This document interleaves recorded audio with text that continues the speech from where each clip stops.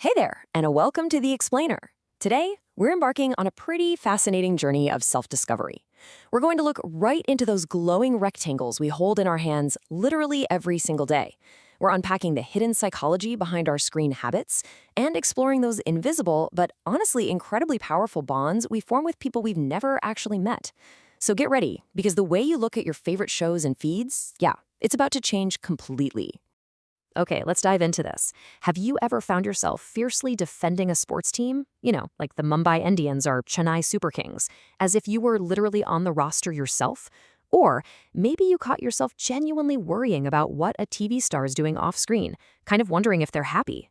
Well, if you've ever felt a sense of closeness or concern for a celebrity, a character, or a team without ever shaking their hand in real life, you're definitely not alone. In fact, you are experiencing something that's deeply, fundamentally human.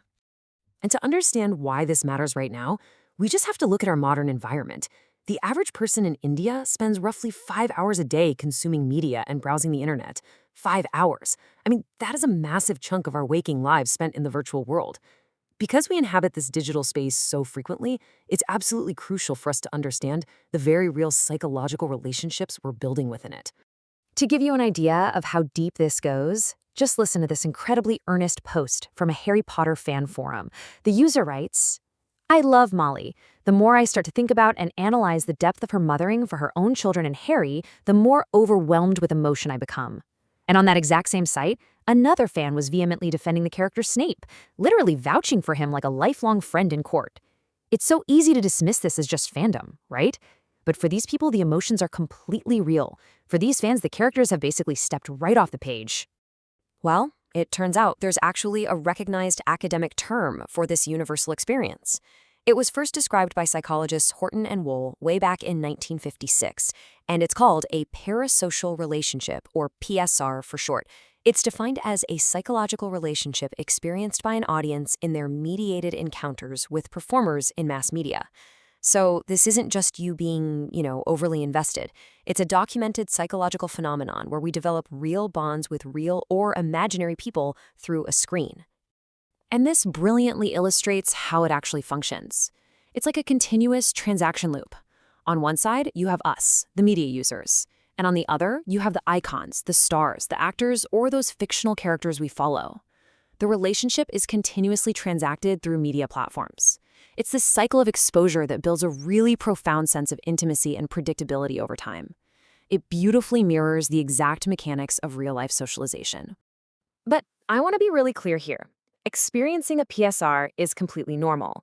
It's not some psychiatric delusion like erotomania, where someone genuinely, but falsely, believes they're secretly involved with a famous person. No, healthy viewers maintain what's called an as-if rationality. Deep down, you know you aren't actually best friends with Alia Bhatt, right? But you feel as if you know her. That as-if safety net is exactly what separates a standard parasocial bond from an unhealthy obsession. So what exactly makes these digital bonds mimic our real-world interactions so convincingly? Well, researchers have pinned down a few key characteristics. They found that these digital bonds mirror our real-world friendships because they require deep personal investment, they offer a genuine sense of companionship, and, maybe most importantly, they need active maintenance to survive. Let's actually break the biggest ones down. So, the crucial point here, the biggest difference between the two is reciprocity. Real-world friendships are inherently two-sided. I mean, if you text a friend and they never reply, you don't really have a relationship, do you? But parasocial relationships, they are strictly one-sided. We, the consumers, know about and feel for the media image, but the media person has zero idea we even exist. Yet despite this total lack of reciprocity, we still dedicate immense time, energy, and emotion into investing in the bond. To really ground this concept of emotional investment in reality, we can look at the tragic case of the late actor Sushant Singh Rajput.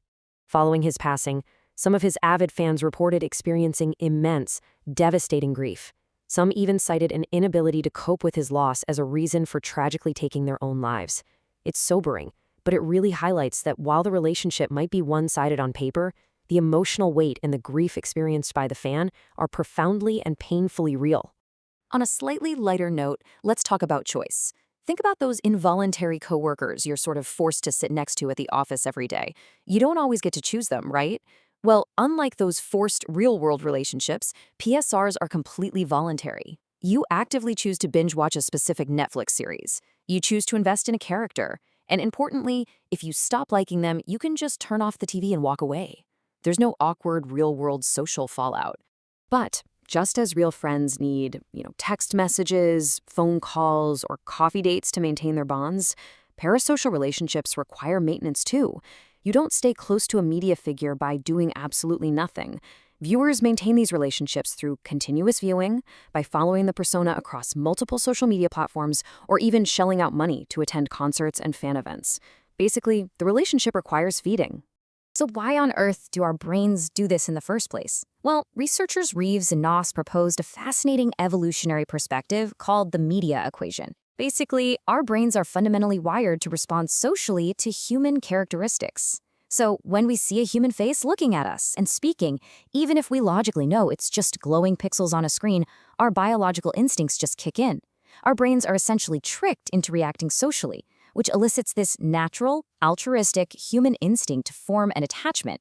It's literally biology. Let's move to and see how this builds over time, because this phenomenon has only intensified. The media landscape has evolved so rapidly, and our parasocial relationships have totally kept pace.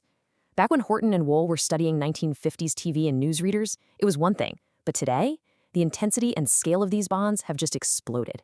From historic television events to massive global sitcoms, right up to the hyper-personalized social media algorithms of today, the way we connect with screens has radically transformed.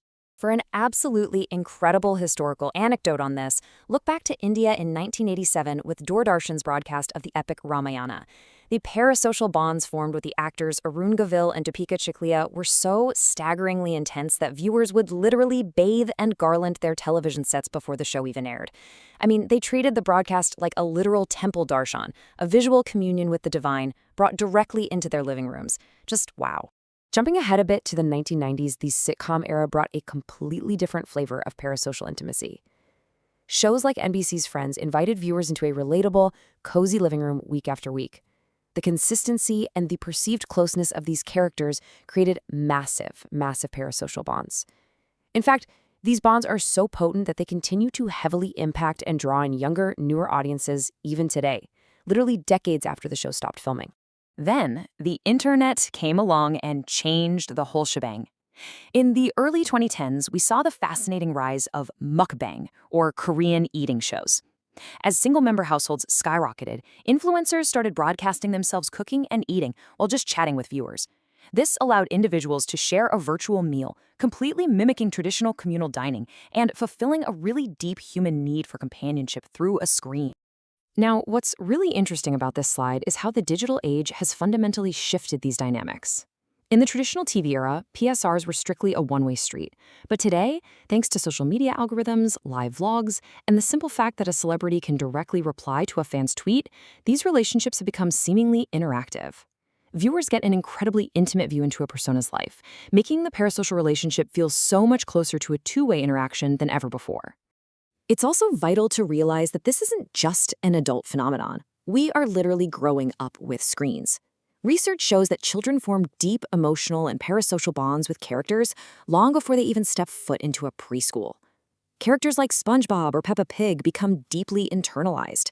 Kids learn social rules from them, they express a desire to have them as real friends, and they spend a massive amount of their early developmental time engaged in these virtual relationships. We can actually map our media consumption directly to psychologist Jean Piaget's stages of cognitive development. Right from the sensorimotor stage, we're talking between birth and 24 months here, infants begin establishing routines around television. By the end of this stage, a toddler already recognizes specific logos, they know when the TV is on or off, and they understand whether that means they get to see their favorite brightly colored characters. As we move into adolescence, things get even more complex. Teenagers show a tremendous preoccupation with media figures, mainly because they rely heavily on these relationships to figure out who they are. A teen might engage in a parasocial relationship with an attractive, popular actor or musician, using them as an aspirational mentor. Or they might even use them as a safe alternative to their parents while they're navigating the messy process of growing up and finding their place in the world. And how does this look when we finally reach adulthood? Well, the turbulence of the teen years usually settles down. Mature media consumers tend to view their favorite media figures affectionately, but definitely with a bit more distance. Studies show that adults often evaluate their favorite media personas much like a reliable good neighbor. They provide comfort, predictability, and a touch of sociability, but entirely without the heavy emotional lifting required by our real-world best friends. So, as we wrap up this explainer, I really want to leave you with a thought to chew on the next time you fire up your favorite app or streaming service.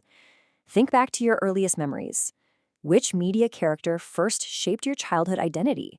Who was your very first parasocial relationship? Recognizing these invisible bonds is really the first step to truly understanding the media we consume today and how it continues to shape exactly who we are.